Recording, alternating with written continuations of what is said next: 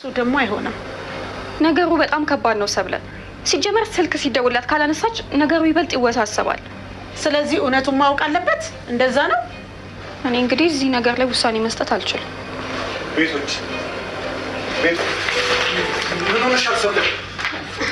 ህልም ነው። አንቺ ራሱ እዚህ ምን ታደርጊያለሽ? ወይኔ ጉዴ! ምናልባት ደግሞ የተኛሽበት ቦታ አልተመቸሽ ይሆናል። ለዛ ነው የቃዠሽው። ይሄ ቅጀት አይደለም፣ የሆነ ነገር እየጠቆመኝ ነው። ነግሪ።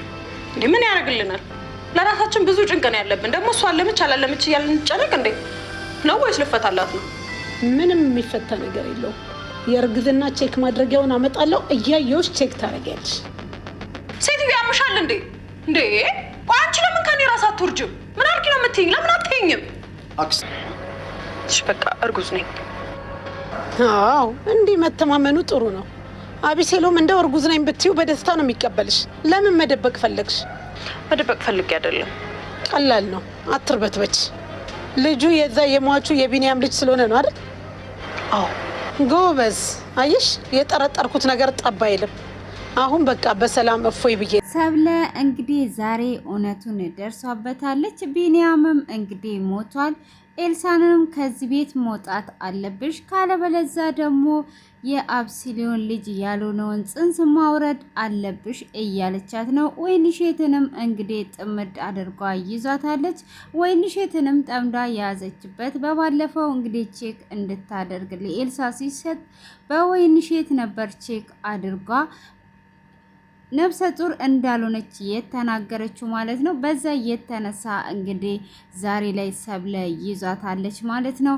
እንግዲህ በባለፈው ክፍል ላይ ክፍሉ ሲጠናቀቅ ቢኒያም ደውሎላት በይ ተዘጋጂ፣ ዛሬውኑ ነው ከዚህ ቤት የምንወጣው በማለትም እንግዲህ እየተናገራት እያለ ኤልሳም እጅግ በጣም እየተደሰተች ዛሬውኑ ልንሄድና የራሳችንን ህይወት ልንጀምር ነው ወይ ብላ ስትለውም ቢኒያምም አዎ ዛሬ ተስተካኬ እያላትና በሀሳብ ውስጥ ስምጥ ብሎ ጁሱንም ይዞ እየሄደ እያለ መኪና ልክ ሲገጨው ሲል ነበር ክፍሉ የተጠናቀቀው።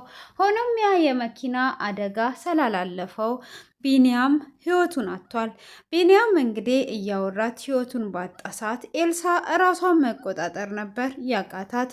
ሆኖም ሰብለ አጠገቧ ጋር ስለነበረች ምን እየሆንሽ ነው ያለሽው ብላ ካረጋገቻትም በኋላ እንዴ ምነው ባልሽ የሞተ አስመሰልሽው?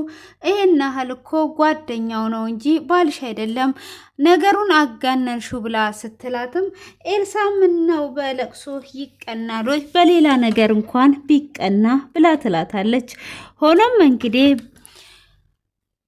ሰብለም ያልተዋጠላት ይሄ ነገር ምን እየተፈጠረ ነው? ልክ እኮ እንደ ባሏ ነው እየሆነች ያለችው በማለትም ስትናገር እሷም እንግዲህ ለቅሷን ስታቀውጠው ሰብለም ወደ ውጭ ትወጣና ለአብሲሊዮም ትደውልለታለች። ቢኒያም የመኪና አደጋ ደርሶበት ህይወቱን አጥቷል በማለትም ስትነግረው የምንድነው የለቅሶ ድምፅ የምሰማ ብሎ ሲጠይቃት ነበር የነገረችው።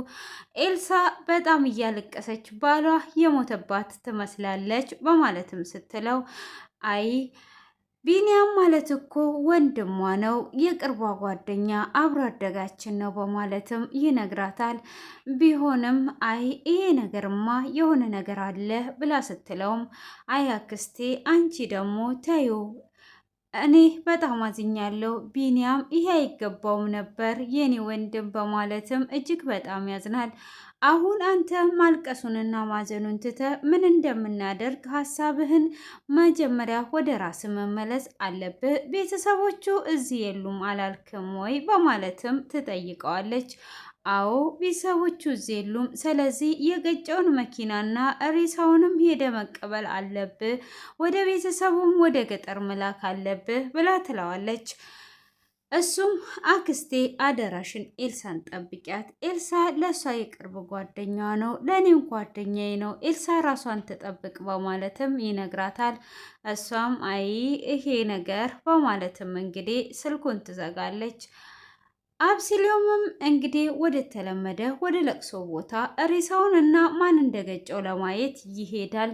ሆኖም እንግዲህ ኤልሳ አሁንም ማልቀሷን አላቆመችም። እውነት ቢኒያም ሞቶ ነው ወይ? ምንስ ይሻለኛል? ልጄንስ ምንድን ነው የማደርገው? ልጄንስ ምን ብዬ ነው የምነግራት? በማለትም ስለ ልጇም እያሰበች እያለቀሰች ወይንሸት አይዞሽ በቃ ተረጋጊ ብላ ትላታለች። እኔ ልጄንስ ምንድን ነው የማደርጋት? ይሄ ነገር በጣም እየጨነቀኝ ነው ብላ ለወይንሼት ታማክራታለች። ወይንሼትም ምንም አትሆንም፣ እሷንም ማሳደግ ትችያለሽ፣ አንቺ ብቻ መጀመሪያ ተረጋጊ፣ እንግዲህ ምንም ማድረግ አይቻልም ብላ ስትላትም ዛሬ ነበረ እኮ ከቤት ወጥተን የራሳችንን ህይወት በደስታ እንኖራለን ብለን የወሰነው ይኸው እሱ በህይወት የለም። እንዴትስ ነው የማደርገው? ልጁንስ የማን ነው የምለው? በማለትም እጅግ በጣም ትጨነቃለች። ኤልሳም መጀመሪያ ወደ ራስሽ ተረጋጊ እያለች እንግዲህ ወይንሸት ኤልሳን ትመግራታለች። እሷም እሺ በማለት እየተረጋጋችም ትገኛለች። አሁን እንዴት አድርጎት ይሆን ሬሳውንም በማለት እንግዲህ ቢኒያም ወደ ሬሳ ተቀይሮ በደቂቃዎች እንግዲህ አለን ሲባል ስንሞት ሬሳ መሆናችንና ስማችን ጠፍቶ ወደ ሬሳ እንደምንወራ በሰከንዶች ውስጥ እያየን እንገኛለን። ሆኖም እንግዲህ ኤልሳ እንደዛው እያዘነች ምንድን ነው እስካሁን ድረስ የምታለቅሱት? አሁን ወደዛ ዞር በሉ እያለች እንግዲህ እየተናገረቻቸው ትገኛለች ማለት ነው።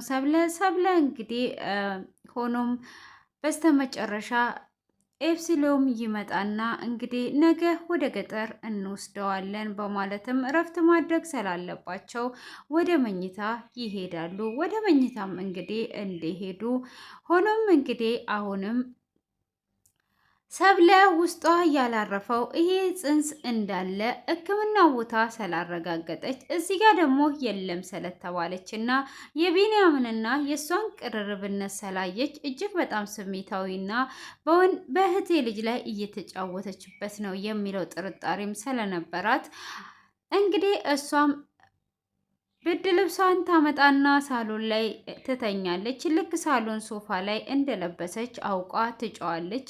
እነሱም እየተሯሯጡ መጥተው አክስቴ ምን ሆነሻል? በማለትም እንግዲህ አብሲሊዮንም ሲጠይቃት አይ ህልም አይቼ ነው፣ በጣም መጥፎ ህልም ነው ያየሁት ብላ ስትለው ወይንሸትም ህልም በይ መጥፎ ህልም ከሆነ ብላ ስትላት አይ ይሄ መጥፎ ህልም አይደለም፣ ወይን እግዚአብሔር የሆነ ነገር ሊያሳየኝ እየመራኝ ሊሆን ይችላል።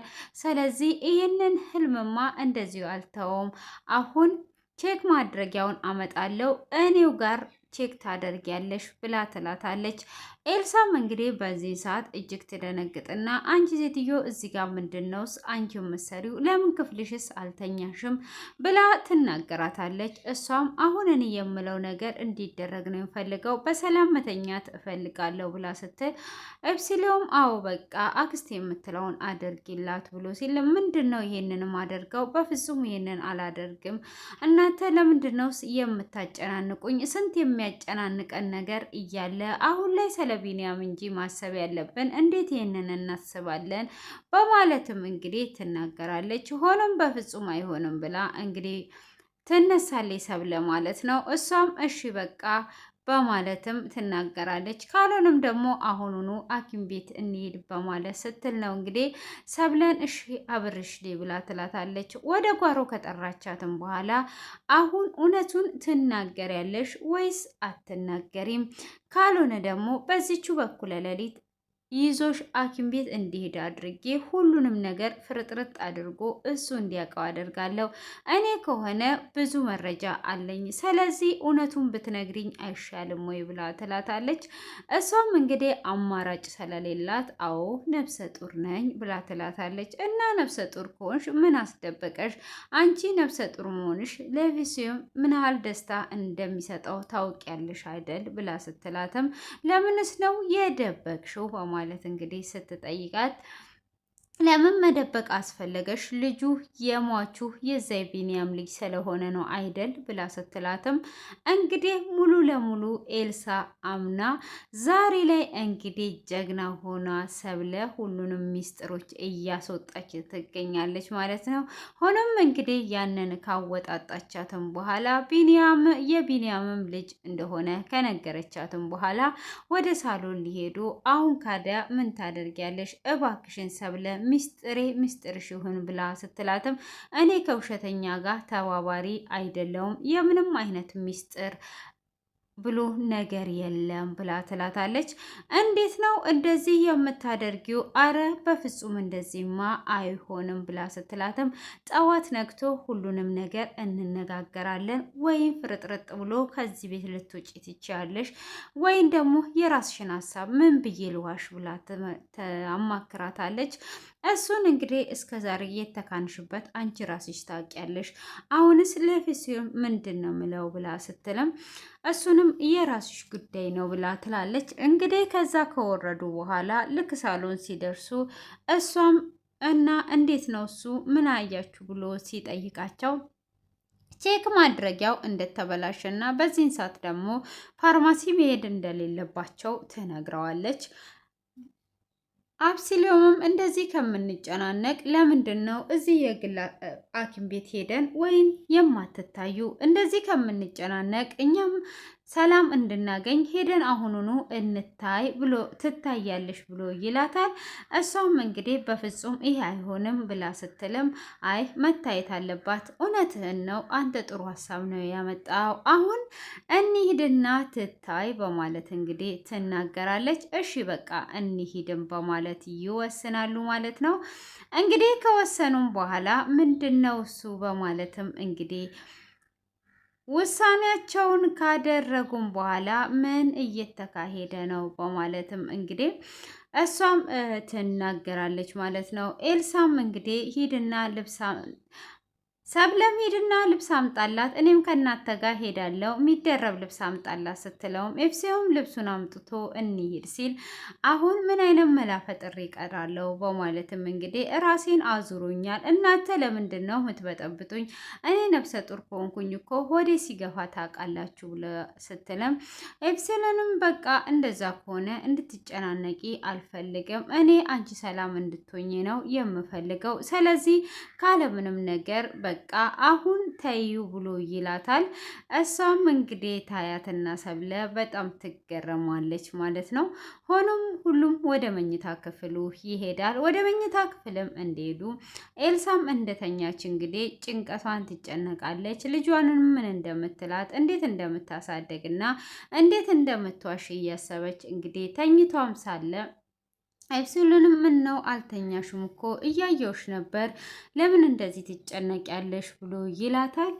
እሷም እንግዲህ ምን ላድርግ ከአንተ ጋር መሄድ አልቻልኩም፣ ስለዚህ መንገዱ ሩቅ ከሆነ ደግሞ ልጄ ትጎዳለች በማለትም ታስብና አሁን ልጄ መቃብሩ የአባት የታለ ራሱ ብላ ብጠይቀኝ እንዴት አሳያታለሁ የሚለውም ብዙ ሀሳቦች አይምሮቿ ውስጥ እየተመላለሱባት ነበረ። ሆኖም እንግዲህ አይ እሱን ተወው በቃ የሆነ እንትን እያየው ነበር፣ ታሪክ እያየው ነበር ብላ ትላለች። አይ ጥሩ አድርገሻል ከዚህ አይነት ጭንቀቱ ስለመውጣት ብሎ ይላታል። እና ያየሁት ነገርና ያስገረመኝን አንድ ልንገር ብላ ትለዋለች።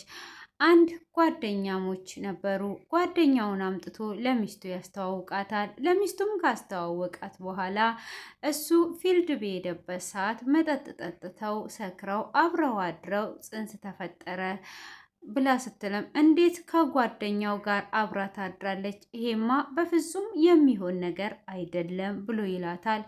አይ መጠጥ እኮ አሳስቷቸው ነው በማለትም ስትናገረው መጠጥ በፍጹም አያሳስትም፣ አይምሮ ውስጥ ያለውን ነገር እንጂ ያከናወለው መጠጥ አያሳስትም።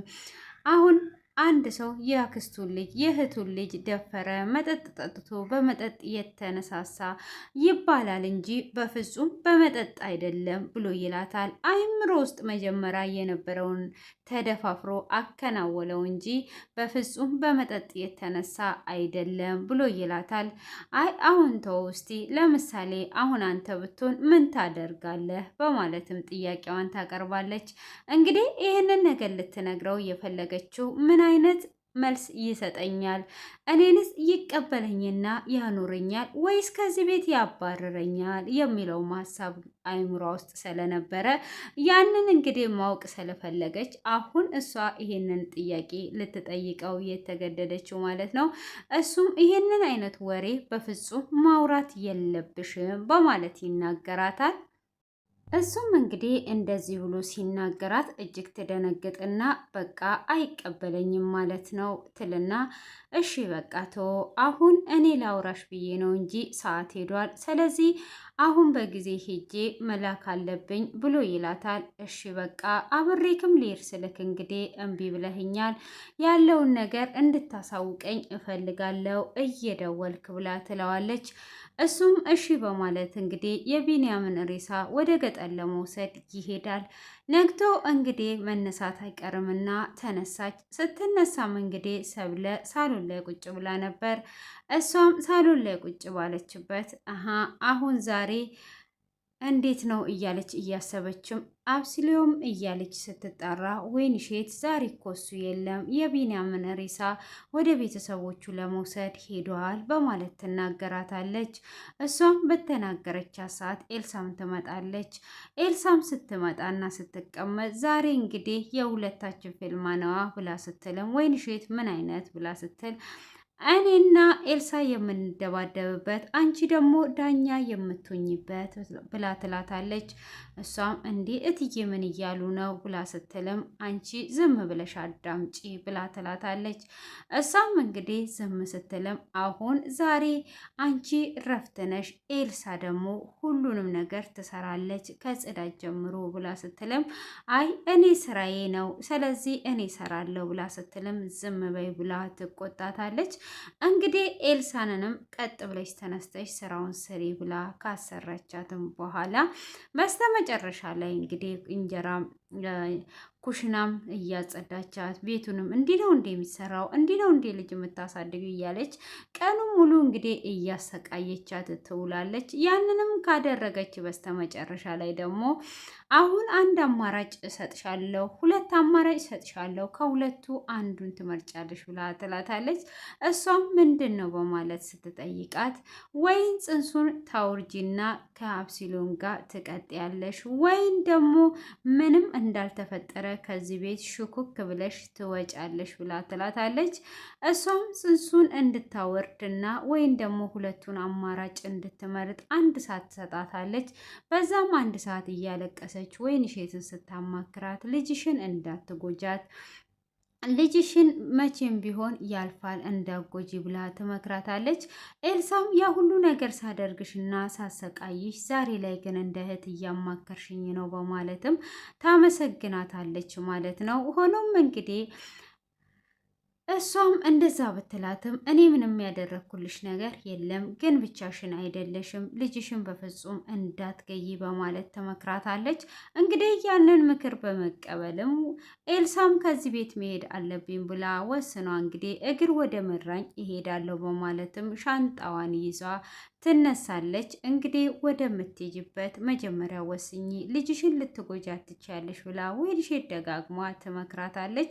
ሆኖም እንግዲህ ግዴታ መሄድ ስላለባት ልትሄድ ትዘጋጃለች። ወዴት እየሄድሽ ነው ብላ ሰብለ ስትጠይቃትም እንግዲህ ምርጫ ሰተሽኝ ነበረ፣ ልጄን ከምገላት ከዚህ ቤት መሄድ አለብኝ ብላ ትላለች። እሷም እንግዲህ እንደዛ በምትል ሰዓት አይ እኔ አስቤ አሁን አንቺ ከዚህ ቤት ከሄድሽ ኤፍሲዮን ሊጎዳ ይችላል፣ ስለዚህ እንነጋገር ስትልም እኔ መሄድ አለብኝ በማለት እንግዲህ ወስና ጥሏት ትሄዳለች። ከሄደችም በኋላ እንግዲህ ሰብለም ወይንሸትን ከዚህም በኋላ ነገሮች እንደዚህ ናቸው፣ ያንቺ ይቀራል። አንቺም ደግሞ እሷ ቴስት ባደረገች ሰዓት ያንቺን ቴስት አድርገሽ እንደሰጠሻት ሰምቻለሁ። ሁሉም ነገር ከዚህም በኋላ እየተስተካከለ ነው የሚሄደው፣ እንደዚህ የሚቀጥል ነገር የለም በማለትም እንግዲህ እሷንም ትናገራታለች።